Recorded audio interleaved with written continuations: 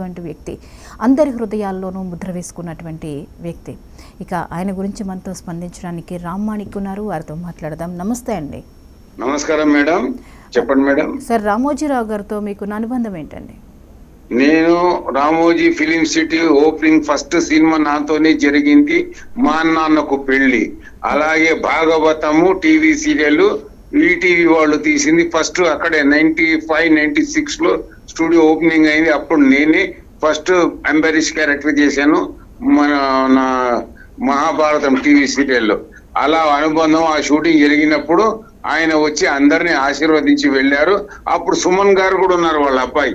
ఆయన్ని దానికి మొత్తం చూసుకునేవాళ్ళు సుమన్ గారు. ఆ అదృష్టం, ఆయనను కలిసిన అదృష్టం ఒకటి. 99లో ఫిలిం ఫెస్టివల్ జరిగితే పబ్లిక్ గార్డెన్ లో ఆయన చివరిగా తను వెళ్ళిపోతున్నారు మేడం గారితో కలిసి బయటికి వస్తుంటే వాళ్ళ ఇంట వెళ్తూ కారులో దిగబెట్టి నమస్కారం పెట్టి ఆయన ఆశీర్వాదం తీసుకొని నేను అక్కడికి వచ్చాను. ఆ టైంలో దాసరి నారాయణరావు గారు, రామోజీరావు గారు మిసెస్ అంటే మేడం గారు, వీళ్ళందరూ కలిసి అక్కడికి వచ్చి ఆయనను పంపించి తర్వాత గురువు గారు దాసరి గారిని తీసుకుని వెనక్కి వచ్చాను నేను పబ్లిక్ గార్డెన్ లో ఫిలిం ఫెస్టివల్ అప్పుడు. ఈ అనుభవమే నాకు ఆయనతో ఉన్నది. కానీ ఒక సౌమ్యుడు, మంచి వ్యక్తి, ప్రపంచ తెలుగు వాళ్లకు ఎక్కడ ఉన్నా ఈనాడు చదవాలి తప్పకుండా అన్న ఒక ఆతృత కలిగించిన వ్యక్తి రామోజీరావు గారు. అన్న నందమూరి తారక రామారావు గారు 82లో పార్టీ స్థాపించిన తర్వాత అన్నగారు సీఎం కావడానికి ప్రప్రథమంగా ఉపయోగపడ్డ పత్రిక ఈనాడు మరియు రామోజీరావు గారు. ఒక తెలుగువాడు ఒక అన్యాయాన్ని, అవినీతి, రాజకీయాలను దూరం చేసి గొప్పవాడిగా ముందుకు వచ్చాడు నందమూరి తారక రామారావు గారిని చెప్పి ఆయన వెంట ఉండి ఆయనను గెలిపించి ఆయనను తెలుగు వారికి ఎనలేని కీర్తి ప్రతిష్టలు తెచ్చే విధంగా రామారావు గారు ప్రవర్తించే విధంగా చేసిన వ్యక్తి మన రామోజీరావు గారు. అలాంటి గొప్ప వ్యక్తి. మనకు ఒక గ్రంథం ఆయన. మంచి చెప్పాలన్నా ఏది చెప్పాలన్నా ఆయనను చూసి నేర్చుకోవాలి. అతి చిన్న స్థాయి నుండి సైకిల్ మీద నుండి పెద్ద పెద్ద కార్లకు వచ్చిన వ్యక్తి ఆయన. అంటే పుట్టినప్పుడు తన ఉనికి ఏంటో ఆయనకు తెలియదు, ఆయన చచ్చినప్పుడు ఆయన ఏందో ప్రపంచానికి తెలిసే విధంగా చేసిన వాడే గొప్ప వ్యక్తి. ఆ గొప్ప వ్యక్తి రామోజీరావు గారు. ప్రియా పచ్చళ్లతో నాణ్యతను పెంచి ప్రజలలో మంచి అభిమానాన్ని, ప్రియా పచ్చడి తినాలి ఏదైనా సరే అన్న విధంగా ఆయన దాన్ని యాడ్ చేశారు. పచ్చళ్ళను పాపులారిటీ తీసుకొచ్చారు, పచ్చళ్ళు తినాలని. అలాగే పేపర్ ఈనాడు, ఈటీవీ వల్ల కళాకారులకు, చూసి వీక్షించే ప్రేక్షకులకు మరియు టీవీ సీరియల్ని అందించి, సినిమాలను అందించి ప్రతి దాంట్లో ఆయన కృషి. ఆయన ఒక బ్రాండ్ అండి. ఆయనను కాదనను. ఆయన చనిపోయారని అంటున్నారు కానీ 1000 ఏళ్ల వరకు ఎట్లయితే ఎన్టీ రామారావు గారిని స్మరించుకొని మనం జీవిస్తున్నామో అలాగే రామోజీరావు గారిని కూడా స్మరించుకుంటూ జీవిస్తాము 1000 ఏళ్ళు.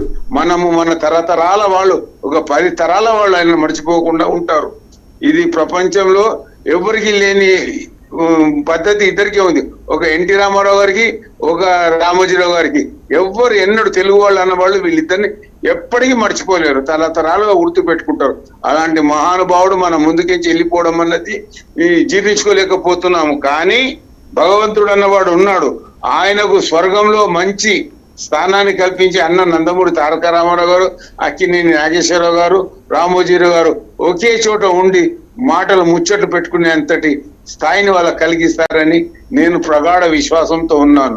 ఈ రోజు సినిమా ఇండస్ట్రీ కానీ, వ్యాపారవేత్తలు కానీ, తెలుగు ప్రజలు ప్రపంచంలో ఎక్కడున్నా సరే ఆయనను తలుచుకొని ఆయన కోసం ఒక కన్నీటి చుక్కను నీళ్ళ రాల్చకుండా మాత్రం ఊరుకోరు. ఎందుకంటే ఆయన అలాంటి గొప్ప వ్యక్తి, సౌమ్యుడు, అన్ని మంచి పనులే చేశాడు.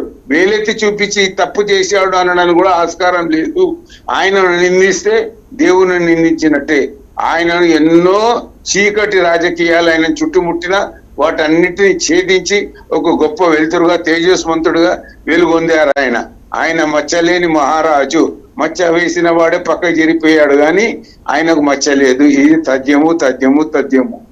థ్యాంక్ యూ అండి Rammanik. Welcome madam. Thank you madam. Welcome.